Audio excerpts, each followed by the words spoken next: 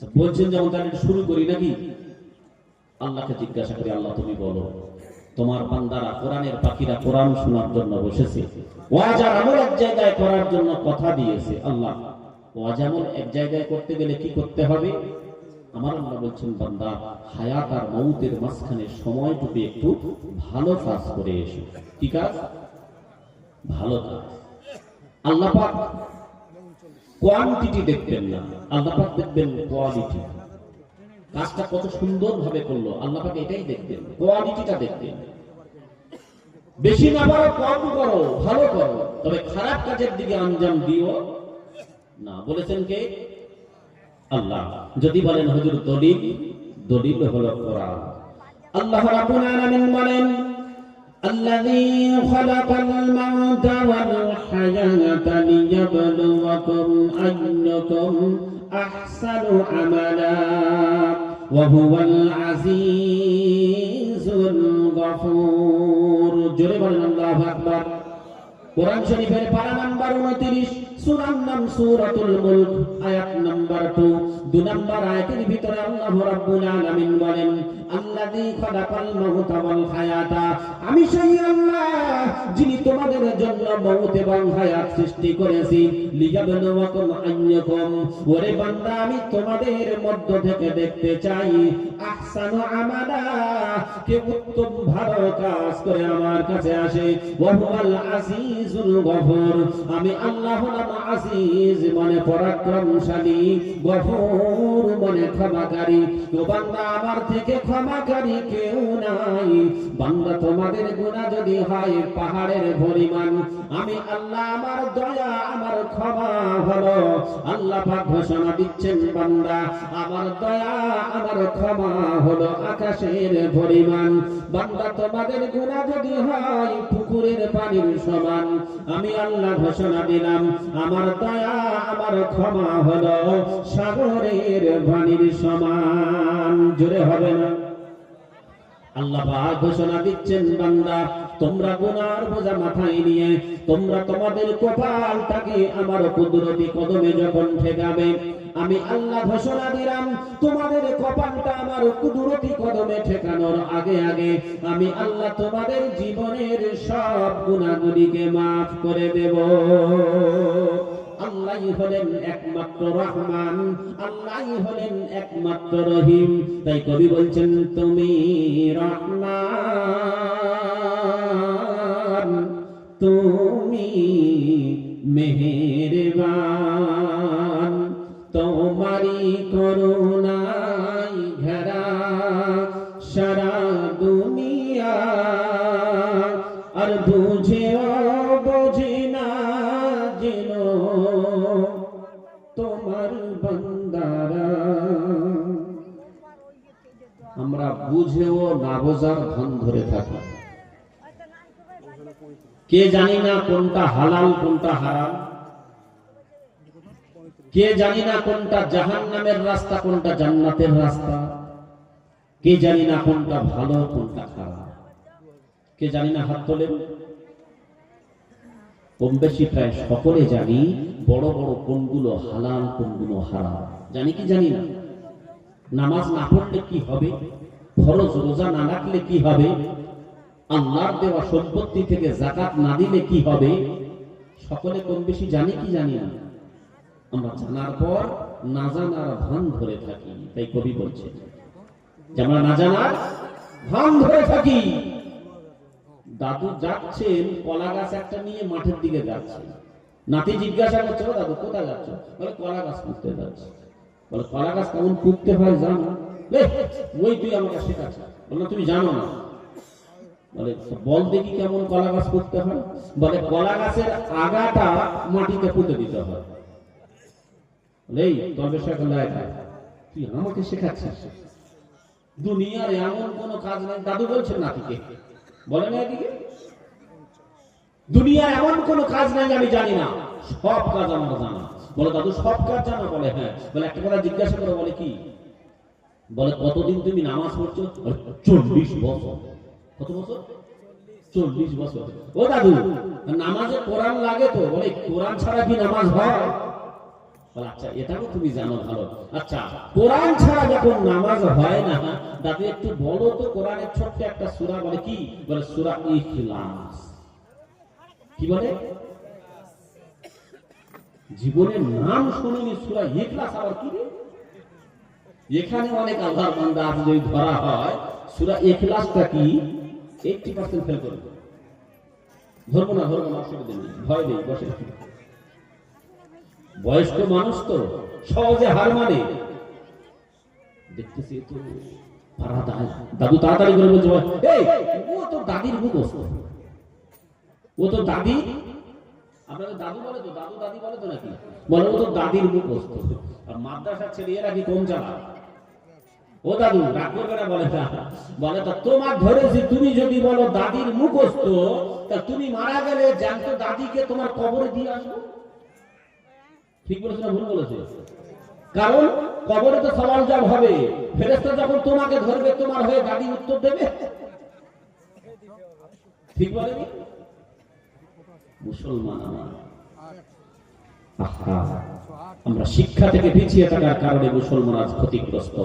প্রিয় বন্ধু আমার, এই জন্য আল্লাহ রাসূল বলেন তালাবুল ইলমি ফারিদাতুন আলা কুল্লি মুসলিমিন ওয়া মুসলিমা। প্রত্যেকটা মুসলমান নরনারীর জন্য ইলম অর্জন করা ফরজ ফরজ ফরজ। আমরা শিক্ষা থেকে পিছিয়ে রয়েছি। আল্লাহ পাকের মহাঐশী গ্রন্থ যখন নাজিল হচ্ছে, প্রথম ভাষা ছিল ইকরা, মানে পড়ো। বাংলা পড়া বানান কি? প ওড়ায় আকার। পড়া বানান কি? প ওড়ায় আকার। আমরা আমাদের সন্তানদেরকে করেছি পড়া পড়া, পয়কার ওড়ায় আকার পড়া। কি পড়া? বিড়ি খেয়ে মুখ পড়া না হয় জামা কাপড় পড়া। দেখেন পাক্কা বিড়ি ঘর যারা আছে ওদের জামা কাপড় একটু আধটু পুড়ে বাড়ি গিয়েছে। একবার ভুল বলছি না তো? এদিকে 12-14 বছরের ছেলেরা টানে টানে। আল্লাহ, গাঁজা বাবা আছে, বোতল বাবা বোতল সব আছে, কিন্তু সারা শরীরের রোগ মলম লাগানো কোথায় নাকি? আমাদের সন্তানদেরকে করেছি মদ বাবা না হয় গাঁজা বাবা। আমি মনে করি 99% এর জন্য গার্জেন দায়ী। গার্জেন তো সঠিক শিক্ষাটাকে দিতে পারে না, যার জন্য সন্তান আজ মদ বাবা না হয় গাঁজা বাবার লাইনে চলে গিয়েছে। পিতার দায়িত্ব ছিল সন্তানকে সুশিক্ষা দেওয়া। আপনারা লিখে নেন কাগজ কলমে, ভবিষ্যৎবাণী করার ক্ষমতা আমার নাই, লিখে নেন। বিগত আপনি আরো ভবিষ্যতে 10টা বছর চলে যান, আগামী 10টা বছর, 10 বছর পরে দেখবেন অহরহ সন্তানের হাতে পিতা মার খাচ্ছে। এখন কি দুটো একটা খবর আছে এদিকে? আছে? আপনারা সামনাসামনি দেখতে পাবেন সন্তানের হাতে পিতা মার খাচ্ছে। কারণ ও হয়েছে মদ বাবা না হয় গাঁজা বাবা, এর পিতার কারণে হয়েছে। এই জন্য আপনার সন্তানকে একটু সুশিক্ষা দেন। কমসে কম আপনি ইঞ্জিনিয়ার করান, MBBS করান, ডাক্তার করান, উকিল করান, মাস্টার করান, ব্যারিস্টার করান, কোনো অসুবিধা নাই। অন্তত কোরআন ওয়ালা ইঞ্জিনিয়ার করে, কোরআন ওয়ালা MBBS করে, কোরআন ওয়ালা উকিল করে। আর কিছু না হলেও যে ছেলের ভিতরে কোরআন থাকবে, আর কিছু না হলেও পিতা মাতার গায়ে হাত তুলতে পারে না। তারপরে তো আমাদের সে শিক্ষা নাই, জানাও নাই। বলা হয়েছে আপনি আপনার সন্তানকে কোরআন শিক্ষা দেন। Teach your children the holy Quran, the holy Quran will teach your children everything. সুবহানাল্লাহ। বলা হয়েছে তুমি তোমার সন্তানকে কোরআন শিক্ষা দাও, কোরআন তোমার সন্তানকে দুনিয়ার সব শিক্ষা দেবে। কিন্তু আমরা কোরআন থেকে বেশি বলেন তো কোরআনের ভিতরে কি নাই? Geography, physical science, life science, mathematics, history কি নাই? কি? Any one person please come on the stage. আসেন, কোরআনের ভিতরে কি নাই আমাকে বলে দেন। আমরা তো গবেষণা করতে পারি না। সন্তানদেরকে কোরআন থেকে দূরে সরিয়ে রেখেছি, যার জন্য আমরা মুসলমান ক্ষতিগ্রস্ত। এই জন্য অনুরোধ করে গেলাম, আর কিছু না হলেও মাদ্রাসা থেকে হাফেজ আলেম না করতে পারলেও সন্তানদেরকে অন্তত সঠিকভাবে কোরআনটা শেখাবো ইনশাআল্লাহ। ইনশাআল্লাহ। নইলে ভবিষ্যতে অপেক্ষা করেন, আপনার পিঠে বস্তা মারতে হবে, সন্তানের হাতে খেতে হবে আপনার। এই জন্য অনুরোধ করে গেলাম সন্তানকে সুশিক্ষাটা দেওয়া। প্রিয় বন্ধু আমার, আল্লাহকে জিজ্ঞাসা করলাম, আল্লাহ কি বললেন? হায়াত আর মউতের মাঝখানে একটু ভালো কাজ করো। আল্লাহ তুমি বলো, কাজ তো করব, নিজের ইচ্ছা মতো কাজ করব? আমার আল্লাহ বলছেন না, নিজের ইচ্ছা মতো কোনো কাজ করলে আমি কবুল করব না। কি করতে হবে? বলছেন আমার রাসূলকে তোমরা ফলো করো, রাসূলকে তোমরা ফলো করো। লাভটা কি? আল্লাহ পাক বলছেন বান্দা, লাভ হলো এটাই, তোমরা আমার রাসূলকে যখন থেকে ফলো করবে, অনুসরণ করবে, অনুকরণ করবে, তখন থেকে তোমাদের জীবনের গুনাহগুলিকে maaf করে দেব। যদি বলেন আল্লাহ বলেছেন দলিল, দলিল হলো কোরআন। আল্লাহ রাব্বুল আলামিন বলেন, কুল ইন কুনতুম তুহিব্বুনাল্লাহা ফাত্তাবিউনি ইউহিব্বুকুমুল্লাহ ওয়া ইয়াগফির লাকুম যুনুবাকুম ওয়াল্লাহু গফুরুর রহিম। কোরআন শরীফের পারা নাম্বার 3, সূরার নাম সূরা আল ইমরান, আয়াত নাম্বার 31। 31 নম্বর আয়াতের ভিতরে আল্লাহ রাব্বুল আলামিন বলেন, কুল মানে হে রাসূল বলে দাও, ইন হলো আরবি গ্রামার, বাংলা হলো যদি, কুনতুম তুহিব্বুনাল্লাহ তোমরা যদি আমি আল্লাহ আমার ভালোবাসা পেতে চাও, ফাত্তাবিউনি আমার রাসূলকে তোমরা অনুসরণ করে নাও, ইউহিব্বুকুমুল্লাহ আমি আল্লাহ তোমাদেরকে ভালোবাসবো। আল্লাহ তোমার ভালোবাসা পেলাম আর কিভাবে বলে দাও?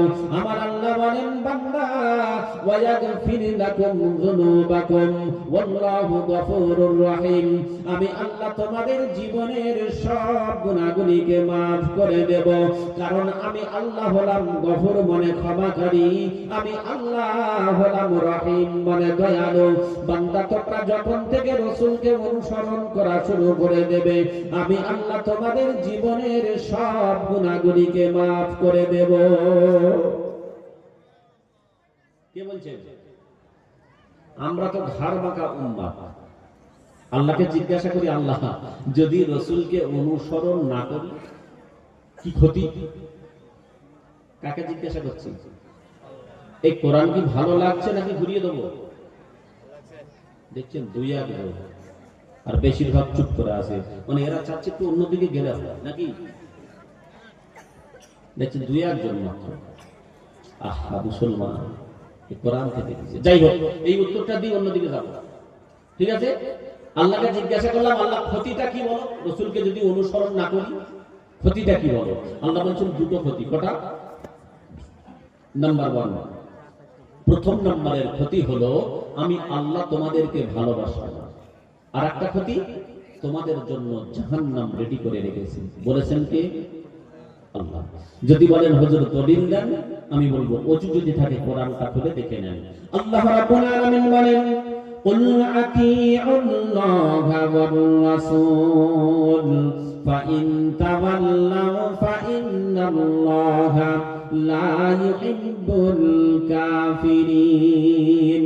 কোরআন শরীফের পারা নাম্বার 3, সূরার নাম সূরা আল ইমরান, আয়াত নাম্বার 32। 32 নম্বর আয়াতের ভিতরে আল্লাহ রাব্বুল আলামিন বলেন, কুল মানে বলে দাও, আতিউল্লাহা ওয়ার রাসূল তোমরা আল্লাহর কথাটা মেনে নাও এবং রাসূলের কথাটা মেনে নাও। ফাইন তাওয়াল্লাউ, ফা মানে অতঃপর, ইন মানে যদি, তাওয়াল্লাউ যদি তোমরা মুখ ফিরিয়ে নিয়েছো, ফাইন্নাল্লাহা নিশ্চয়ই করে আমি আল্লাহ, লা ইউহিব্বুল কাফিরিন আমি আল্লাহ ওই অস্বীকারী সম্প্রদায়কে ভালোবাসি না। আল্লাহ পাক বলছেন তাদেরকে ভালোবাসি না। দ্বিতীয় নাম্বার ক্ষতি হলো জাহান্নাম। যদি বলেন হুজুর হোয়াট ইজ দা ডকুমেন্ট, আমি বলবো দা ডকুমেন্টস ইজ দা হোলি কোরআন। আল্লাহ রাব্বুল আলামিন বলেন, হাদিহি জাহান্নামুল্লাতী কুনতুম তুআদুন ইসলাউহাল ইয়াওমা বিমা কুনতুম তাকফুরুন। কোরআন শরীফের পারা নাম্বার 23, সূরার নাম সূরা ইয়াসিন, আয়াত নাম্বার 63, আয়াত নাম্বার 64, 63 এবং 64 নম্বর আয়াতের ভিতরে আল্লাহ রাব্বুল আলামিন বলেন, হাদিহি জাহান্নামুল্লাতী কুনতুম তুআদুন। এই সেই জাহান্নাম যার ওয়াদা তোমাদেরকে দিয়েছিলাম। ইসলামুল ইয়াওম, বান্দা আজকে দিনে জাহান্নামে প্রবেশ করো। আল্লাহ কেন প্রবেশ করব বলে দাও। আমার আল্লাহ বলেন, বান্দা বিমা কুনতুম তাকফুরুন, কারণ তোমরা আমি আল্লাহ আমার কথাটা অস্বীকার করে চলেছিলে, আমার রাসূলের কথাটা অস্বীকার করে চলেছিলে। এজন্য আমি আল্লাহ ঘোষণা দিলাম, go to the hell fire. কোথায় যাও? জান্নাতে।